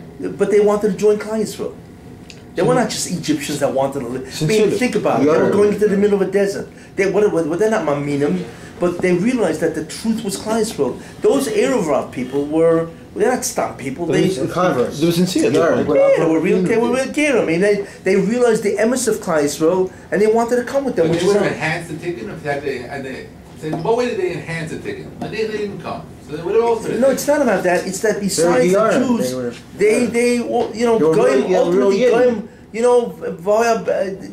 ultimately all Goyim will realize that what? That it's Judaism that's the Yisod. So there was a number of people in Egypt that realized that the Jews are correct.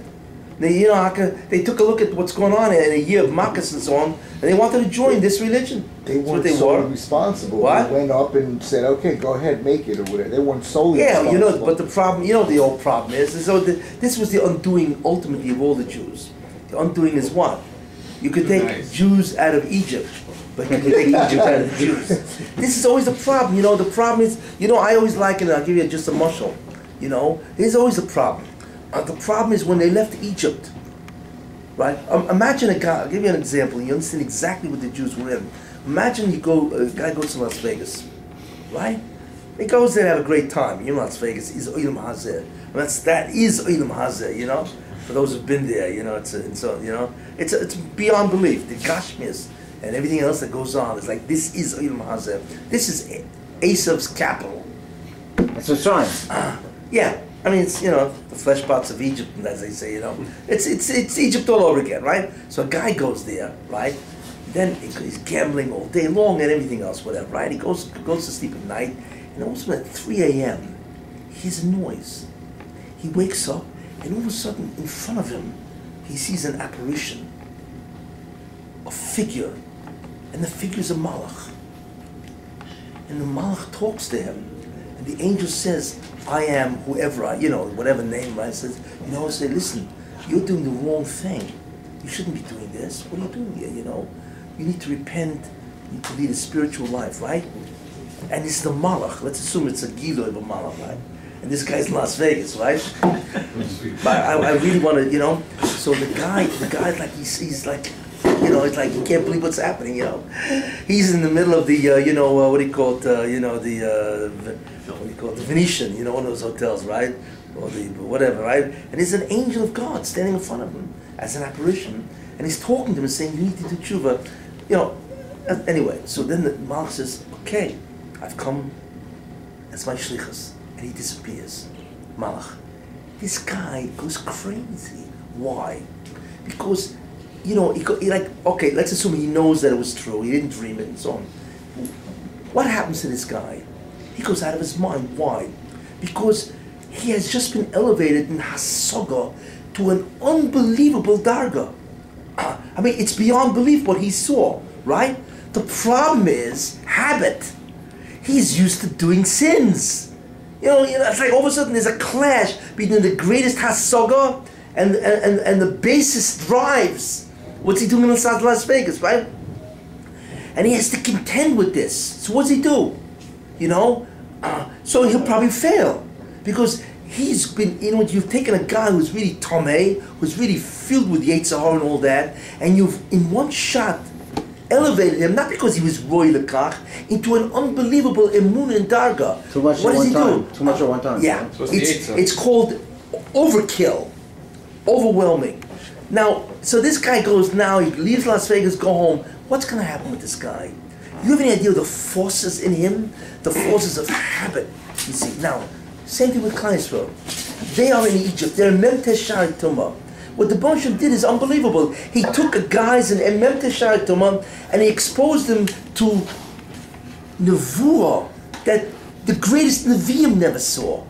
Right? So it comes out that there was an unbelievable what's called disconnect. The Hasukas was beyond belief, yet they were what? They were Memtesh Shari Tumah. The Bonsham didn't remove the Memtesh Shari Tumah. And they were in it, All they did was live through an unbelievable spiritual experience. And that was the problem.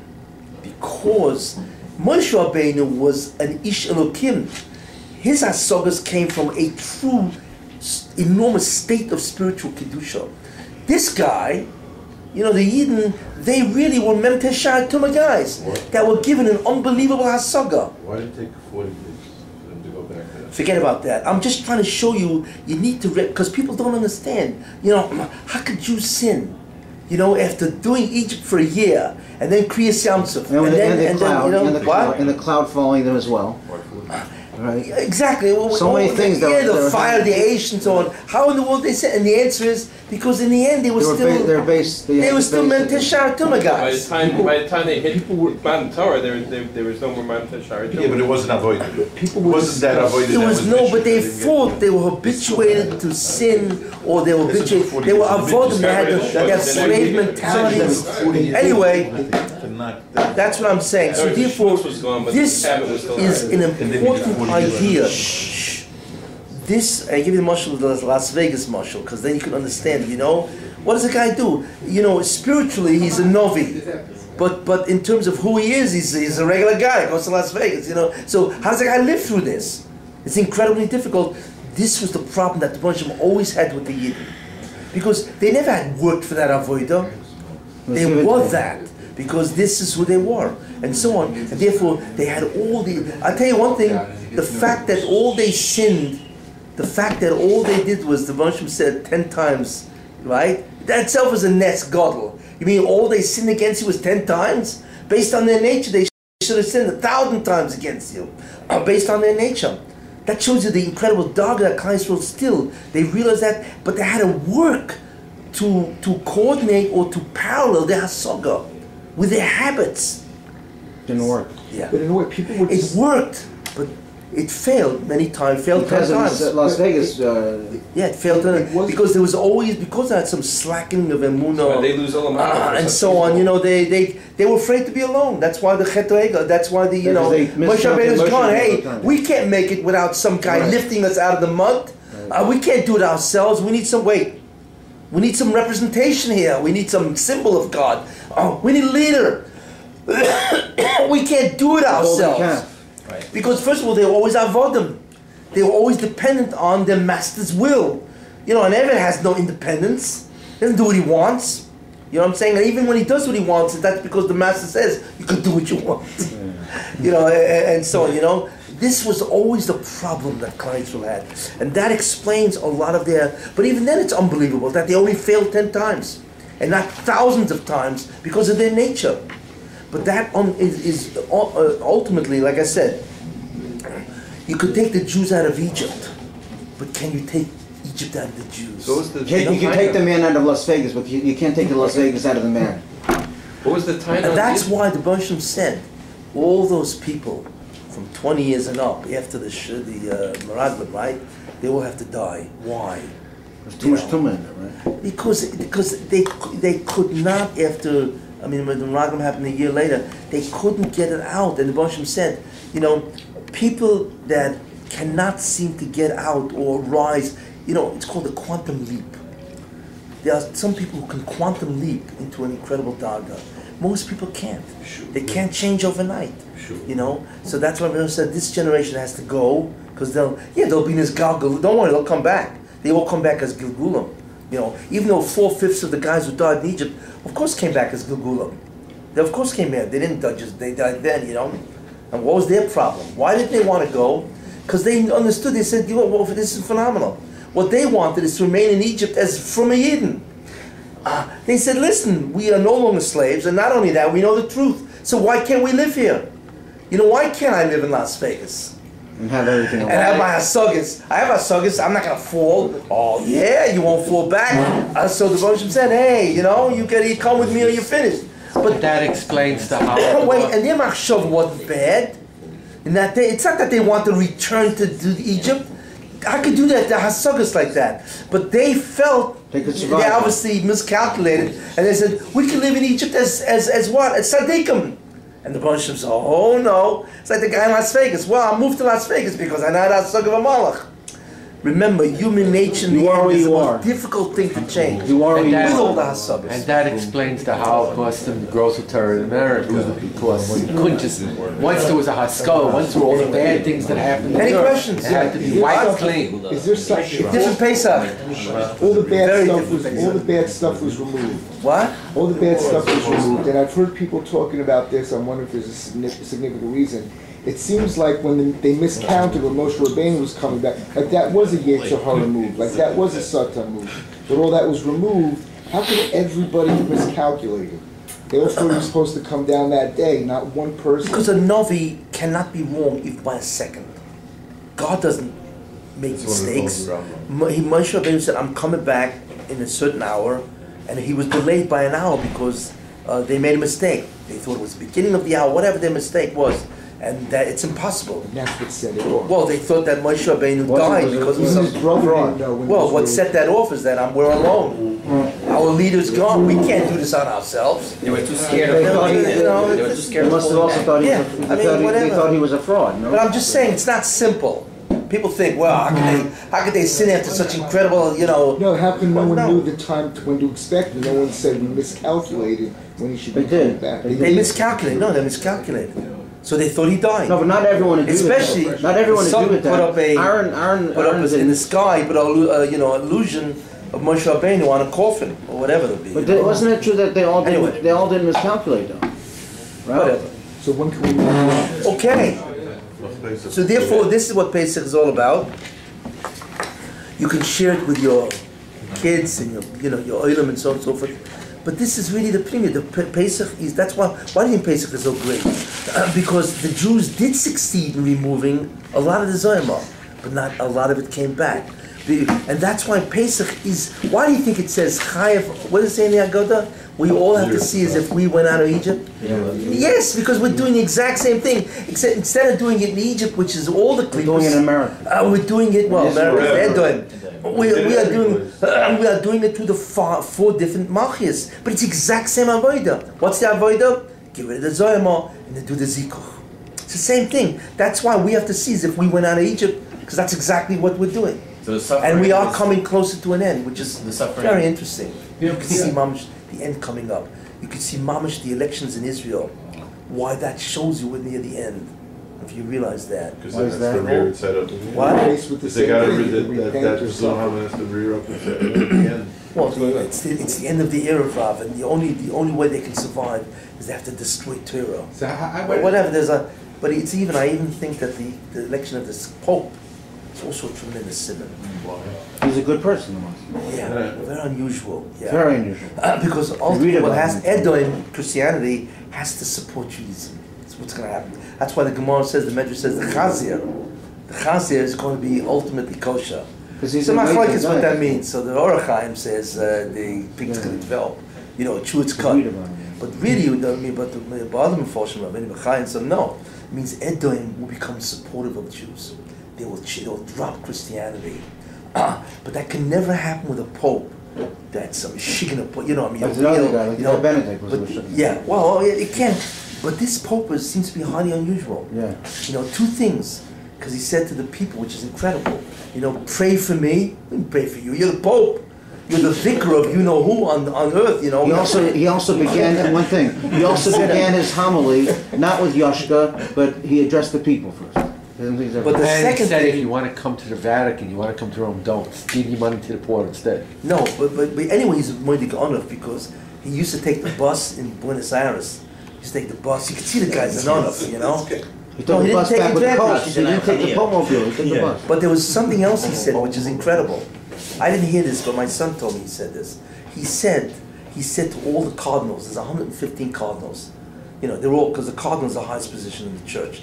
The Pope is really the bishop of Rome, who's also designated, whatever. But the Pope technically is a cardinal. But he's a cardinal that's the Rosh, whatever. Anyway, so he said to all the cardinals, he said an incredible thing. He said, you need to pray to God for forgiveness because you chose me as the Pope. Now, my son tell you, I'm here, but what? That means, what is he saying? I mean, you guys were choite, because I'm unworthy to be the Pope. They were choite. They prayed for the wrong Pope. That's where it Nobody, whoever heard of something like that? It's unbelievable. It's like, Lahavdil Elef al Dovas, I hate to say, it's like Moshe Rabbeinu says, Mi Anoichi, that I should go and take out Klal Yisrael. I'm just saying, so therefore, that seems to indicate that you need a certain type of Pope with that type of humility. That maybe Edom, who's becoming maybe Edom will now begin to be moida that it's wrong. So that's why the Moshe pulled him out of the And also, he pulled him out of injection. He pulled him out of nowhere. Anyway, he was put in. What's it called? He was thrown out of. Thank you. How you doing? How you been? Good. Okay.